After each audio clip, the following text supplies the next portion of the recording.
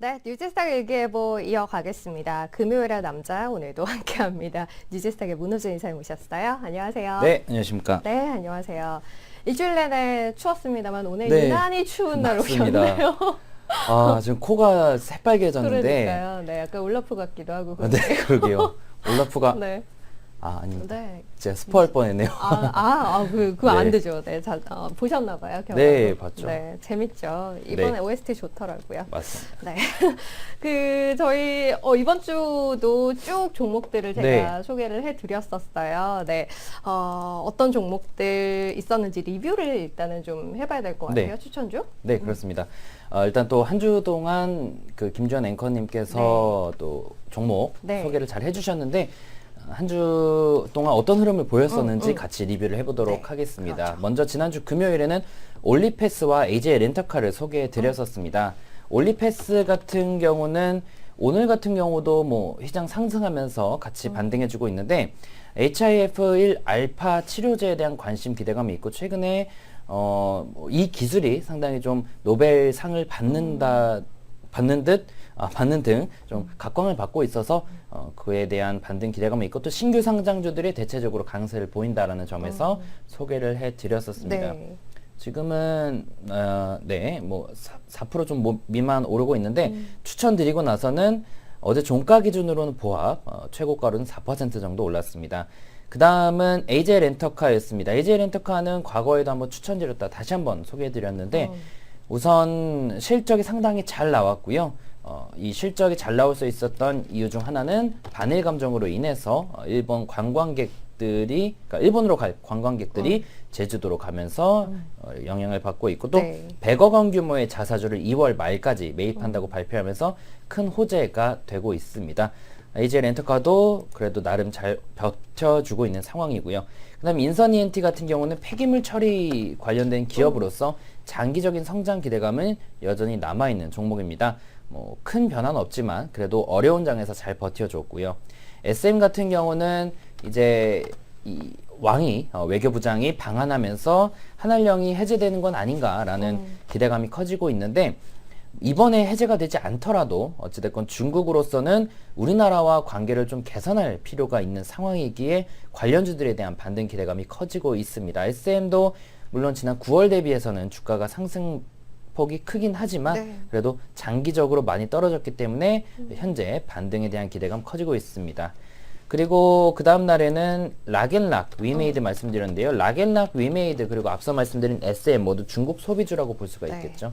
물론 락앤락은 중국뿐만 아니라 베트남 등등 이제 전 세계적으로 포트폴리오를 다 안정적으로 구축하고 있는 상황이긴 하지만 얼마 전 있었던 광군제에서 매출이 전년 대비 12% 증가하는 등 중국 쪽에서의 또 성장을 잘 해나가고 있는 상황입니다. 일단 추천드리고 큰 변화 없는 상황이고요. 위메이드는 아쉽게도 손절가를 이탈하진 않았지만 어제 종가 기준으로 좀 하락폭이 있었습니다. 3분기 흑자 전환 그리고 한알령 해제 수혜 기대감에 말씀드렸는데요. 손절가 아직 이탈한 것은 아니기 때문에 관심 유지할 필요는 있겠습니다. 네. 그 다음 종목은 SM코어와 스튜디오 드래곤 어제 말씀드렸는데요. SM코어 같은 경우는 그 SK 하이닉스형 수주 증가 기대감과 신제품 개발에 대한 이슈가 있고요.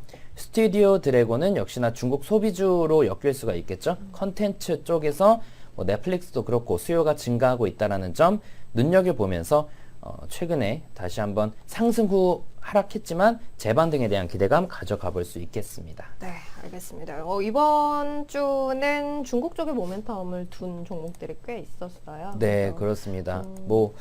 중국 왕이 외교부장이 와서 미국 얘기만 하고 한국 쪽이랑 네.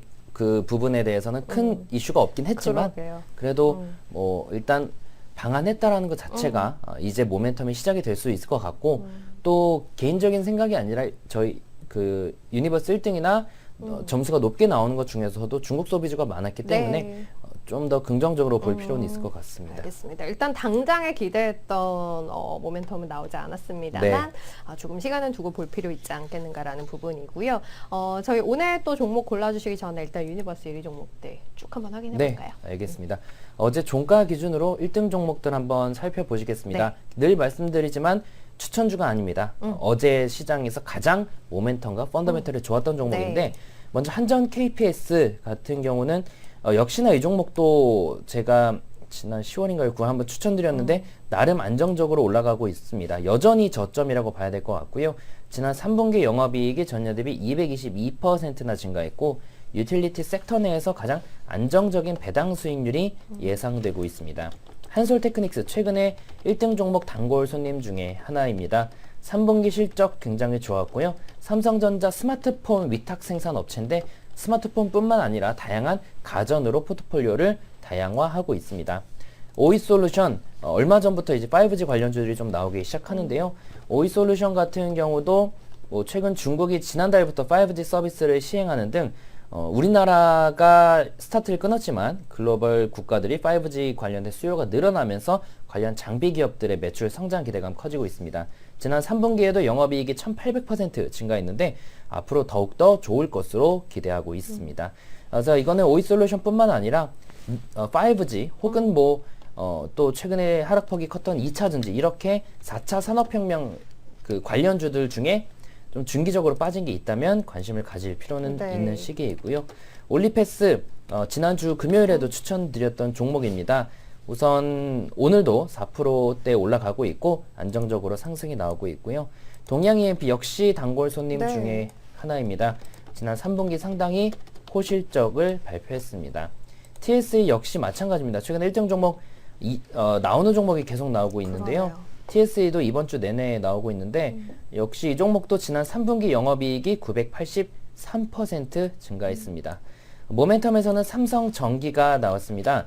MLCC 업황이 본격적으로 회복할 것이다. 뭐 이런 레포트가 나오고 있고 5G나 카메라 모듈, 폴더블 이런 쪽에서의 수요가 늘어날 것이다 라고 보고 있는데 일단 관련된 산업 중에서는 대표 주작격이기 때문에 삼성전기에 대해서 최근 수급이 쏠린다라는 것은 눈여겨볼 네. 필요가 있겠고요.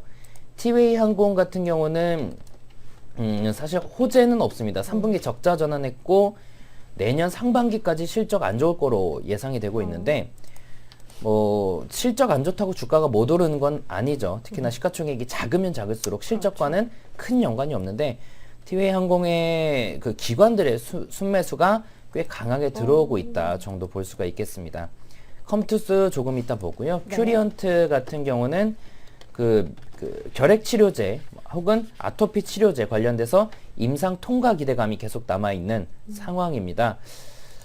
큐리언트도 상장한 지 매우 오래된 종목은 아닌데요. 네. 상장하고 나서 계속 떨어지기만 하다가 지난 7월을 말을 저점으로 그래도 하락 추세를 좀 깨고 올라가고 있는 상황입니다. SM코어 어제 추천주이기도 하죠. 3분기 영업이익이 700% 증가했고요. SK 하이닉스향 그런 매출 증가 기대감이 있습니다. 주가도 저점이고요. 네, 여기까지 1등 종목 살펴봤습니다. 네, 그러게요. SM코어도 그렇고, 동양-EMP 같은 종목들도 그렇고, 자주 보이는 것들이 네, 있어요. 맞습니다. 네. 자, 그러면 어제 종목은 저희가 앞서 리뷰를 했고요. 오늘 또 추천주 이야기를 해주실 텐데요. 앞서 컴투스 네. 먼저 언급이 됐어요. 맞습니다. 컴투스 같은 경우도 역시나 중국 소비주인 게임 섹터라고 볼 수가 네. 있겠습니다. 일단 추천 배경이라면 첫 번째는 중국과의 관계 개선 기대감이 좀 커지고 있다라는 점이 있겠고요. 그리고 두 번째는 그 단일 게임의 위험성이죠. 예전에 그 애니팡 네. 게임을 가지고 있던 기업도 애니팡만 좋다 보니까 애니팡에 대한 인기가 사그라들면서 주가가 큰 폭으로 하락했었는데 컴투스도 마찬가지입니다. 서머너즈 워라는 게임에 워낙에 집중되어 있었던 매출 비중이 이제는 좀 분산되고 있습니다. 최근에 야구 게임도 흥행을 하고 네. 있다고 하고요. 그리고 자회사들의 신작 그 출시도 그렇고 그리고 내년 2분기 중에는 서머너즈와 그 IP 지적 재산권을 통해 만든 서머너즈와 100년 전쟁도 출시 예정이라고 합니다. 또 워낙 벌어둔 돈이 많아서 8천억 정도의 현금이 있다고 하는데 네네. 거기에 대한 배당 기대감도 남아있는 상황입니다. 장기적으로 봤을 때는 롱텀 차트상 저점에 위치해 있고요.